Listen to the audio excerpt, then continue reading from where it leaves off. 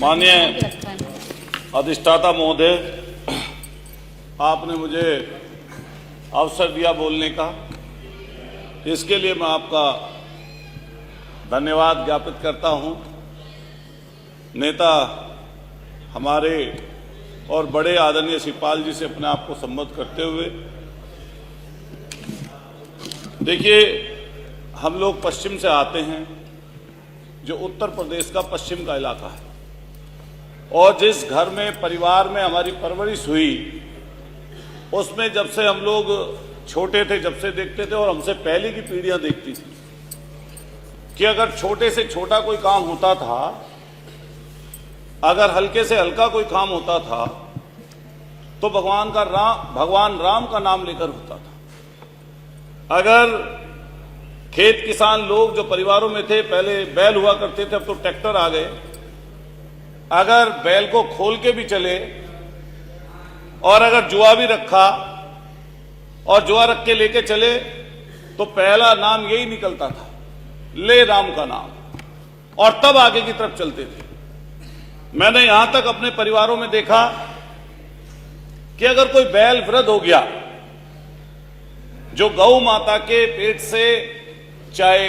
बैल के रूप में और चाहे गौ माता के रूप में जो भी आए, अगर बैल घर में होता था, तो बैल के आखिरी समय तक, जब तक उसके प्राण न निकल जाए, यहां तक की भी स्थिति मैंने देखी कि गंगा जल डालते थे कि इसकी मुक्ति मिल जाए, और फिर इसको अपने खेत पे ले जाकर दफना देते। ऐसी स्थिति की तरफ से हम लोग आते हैं। लेकिन ऐसा लगता है कि भारतीय जनता पार्टी के लोग इकलौते सनातनी हैं, और ये दम भरते हैं इस चीज का, और हमेशा ऐसी भाषा, ऐसी चीजें इनकी जबान से निकलती हैं जिससे लोगों का दिल दुखे, लोगों के मन मस्तिष्क में नफरत आए, और लोग बुनियादी मुद्दों से दूर हो जाएं। महंगाई की बात ना हो, खेत किसान की बात ना हो, शिक्षा स्वास्थ्य की बात ना हो, जो लोगों की जरूरत की चीजें उनकी बात ही ना हो, इसलिए ऐसे सुगुफे छोड़े जाते हैं। अभी 3 दिन पहले माननीय नेता सदन, माननीय मुख्यमंत्री जी की तरफ से जो शब्द निकला, मैं ये कहना चाहता हूं आपके सदन के माध्यम से कि वो दूसरे में तलखी बनने वाला था, लेकिन एक और दूसरी चीज भी थी जिसके कारण से वो शब्द उछाला गया कि कुंभ की चर्चा, उसकी अव्यवस्था की चर्चा ना हो, और जो इतनी परेशानी, दिक्कतें लोगों के पास ना हो, दिक्कत और परेशानी ना आए। माननीय मुख्यमंत्री जी की तरफ से कहा गया कि समाजवादी लोगों का चरित्र दोहरा चरित्र है, लेकिन एक तरफ जब प्रधानमंत्री जी, हमने सुबह सुबह देखा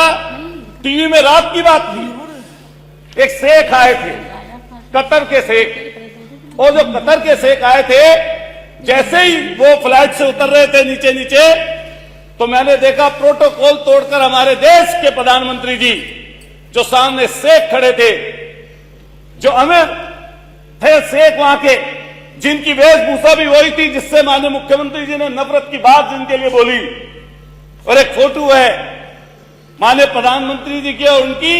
दोनों की जोड़ी ऐसी लग रही है जैसे सदियों सदियों पुरानी। ऐसा लगता था जैसे कतर से आया मेरा दोस्त और दोस्त को सलाम करो, ऐसा बोल रहे हो। उसी समय माननीय मुख्यमंत्री जी को ट्वीट कर देना चाहिए था। अगर जो शब्द उन्होंने बोला मैं नहीं बोल सकता, जो उन्होंने शब्द बोला वो दूसरों की भावनाओं को आहत करने वाला था। और मैं ये बात कह दूं कि जब कुंभ की चर्चा हो रही है, चूंकि समय कम है, कुंभ की चर्चा हो रही है, हम लोग मुख्य विपक्षी दल हैं, और जो मुख्य विपक्षी दल होता है उसका काम है कि आपने जो काम किया, अगर उसमें कोई गलती है, कोई त्रुटि है, कोई इसमें ऐसी चीज हो रही है जिससे कुछ गलतियां हैं, तो मैं निश्चित रूप से कहता हूं कि नेता प्रतिपक्ष हो या प्रतिपक्ष के दल का कोई सदस्य हो, और हमारे अखिलेश यादव जी ने बार बार इस बात को चेताया कि वहां की परेशानी और दिक्कतें क्या हैं। अगर परेशानी दिक्कत नहीं थी, तो हमने एक वीडियो ऐसी देखी जिसमें हमारे नेता, सदन के नेता के आंसू आंखों में थे। 17 घंटे बाद बताया कि घटना घट गई, जब दिल्ली से खबर आई तब बता पाए। जाम में फंसे थे लोग, परेशानी और दिक्कत में थे लोग, दिक्कत और परेशानी इतनी थी कि लोग बयान नहीं कर सकते। चूंकि एक समय थोड़ा है, और मैं कई चीज बोलना चाहता था, लेकिन बस यही कहते हुए कि जो उन्होंने हमारे शाहिद मंजू साहब ने बोला कि तू इधर उधर की ना बात कर, ये बता काफिला क्यों लूटा,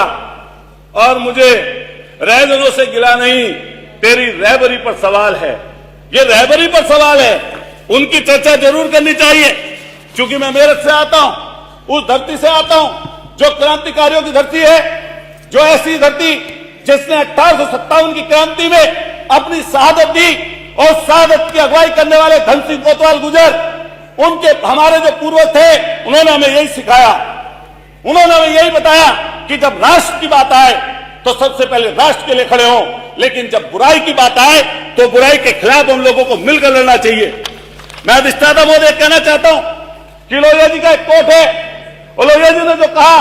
वो धर्म के सापेक्ष में कहा कि धर्म दीर्घकालीन राजनीति है और राजनीति अल्पकालीन धर्म है। धर्म का काम है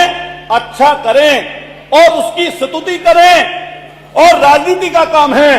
कि बुराई से लड़ें और उसकी निंदा करें। ये हम लोगों का और आप लोगों का काम है।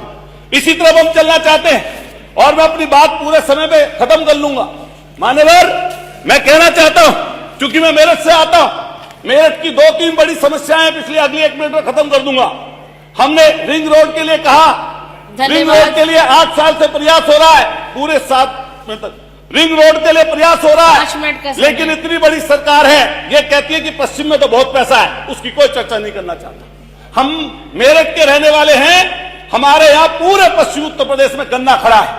और गन्ने के किसानों की स्थिति दुर्दशा बहुत भयंकर है। पिछले 5 सालों में एक बार गन्ने का रेट बढ़ा अधिष्ठाता महोदय, और इस बार मायूसी लगी लोगों के हाथ। कम से कम 500 रुपए का रेट इस सरकार को करना चाहिए था। जब माननीय नेता सदन में बोल रहे थे, बस खत्म कर रहा हूं, कंक्लूड कर रहा हूं, जब माननीय नेता सदन बोल रहे थे, मुझे लगता है इतनी चिल्लाकर धन्यवाद आपने सामने वाला जरूर बोलेगा कि हम गन्ने का रेट बढ़ा रहे हैं। मैं अपनी बात खत्म करते हुए ये बोलना चाहूंगा, श्री वाचस्पति जी, मैं यही अपनी बात मान्यवर खत्म करते हुए कहना चाहता हूं कि नीम के रस में मिला जब जहर मीठा हो गया। सुन लो एक बात, नीम के रस में मिला जब जहर मीठा हो गया,